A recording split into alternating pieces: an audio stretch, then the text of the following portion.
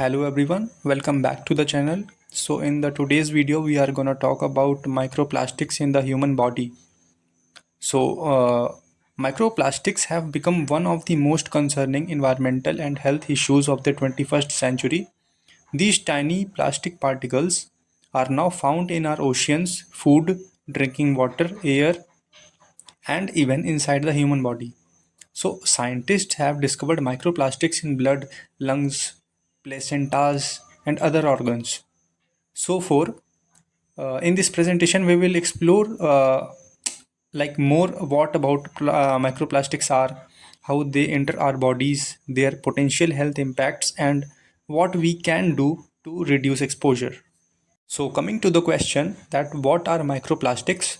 So microplastics are tiny plastic fragments less than 5 millimeters in size, approximately I guess. So they are created when larger plastic items such as bottles, bags and packaging break down due to sunlight or any heat, weather or physical wear. So some microplastics are intentionally manufactured for industrial purposes while producing different products, because plastic decomposes extremely slowly, so these particles accumulate in the environment and spread across ecosystems worldwide. Now if I focus on its fragmentation, the types of microplastics that are existing. So scientists generally classify microplastics into two categories primarily.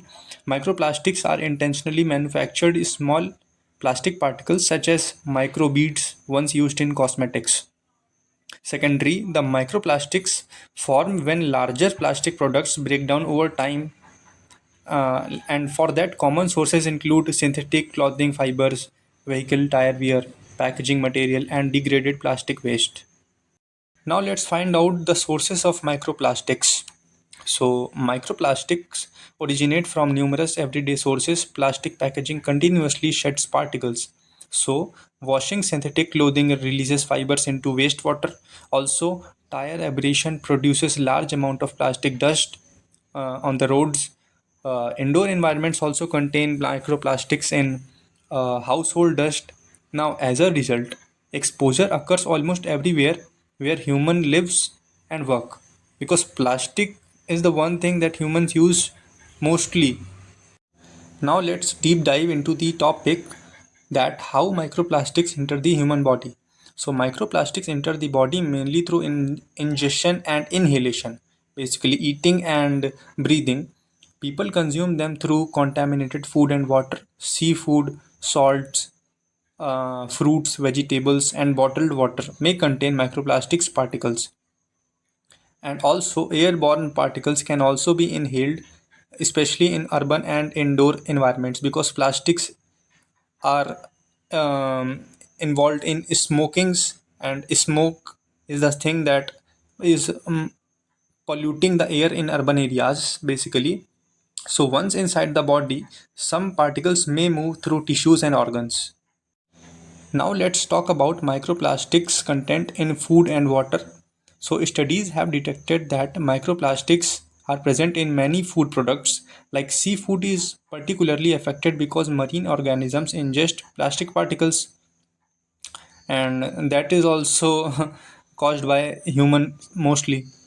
And researchers have also found microplastics in bottled water, tap water, table salt, and agricultural products also.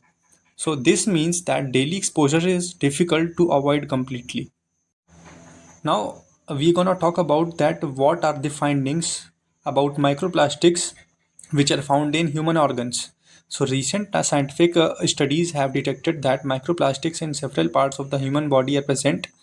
Researchers have identified them in blood samples, lung tissues, placentas, liver tissue, and even heart tissues. So, new research is investigating that whether microplastics can cross protective biological barriers and accumulate in the brain, because if that's the case, then it's really an alarm for us. Now, coming to the hazardous effects of the microplastics that can occur in our body. So, we are going to talk about potential health effects. So, scientists are actively studying the health consequences of microplastic exposure, Laboratories studies suggest that microplastics may trigger inflammation, oxidative stress, and damage to cells. Now, certain plastics contain chemical which are capable of interfering with hormonal systems.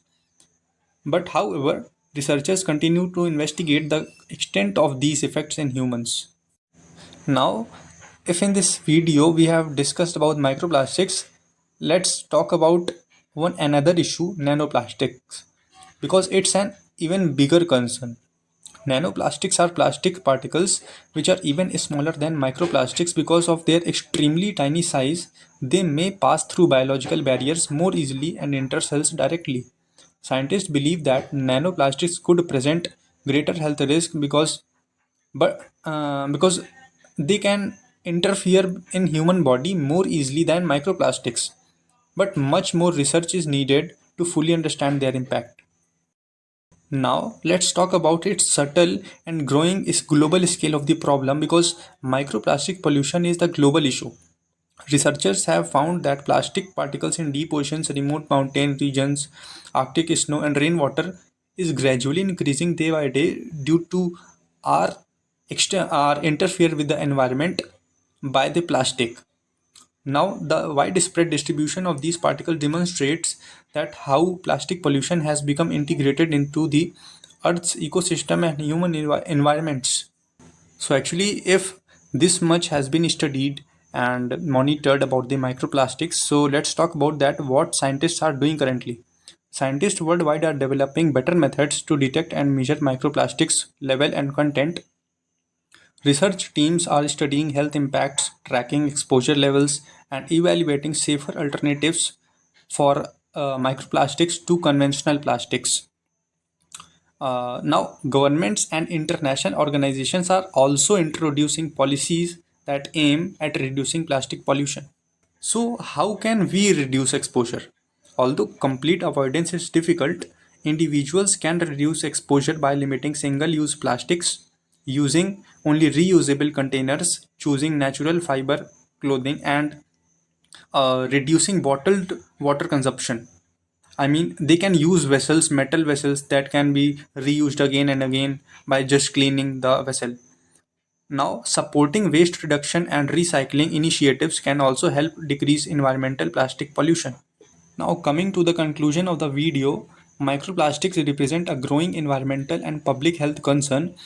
Evidence shows that these particles are now present throughout the human body and the environment. Now, how much they are causing hazardous effect, this has been a part of the study. So, while scientists continue to investigate their long-term health effects, reducing plastic pollution and limiting exposure remain important steps toward protecting both human health and ecosystems on the first part. So now, since the video has ended, let's me just talk about the references from which I have studied this topic. All the information presented in this video is based on scientific literature, international health organizations, and peer-reviewed research on microplastics, pollution, and human health.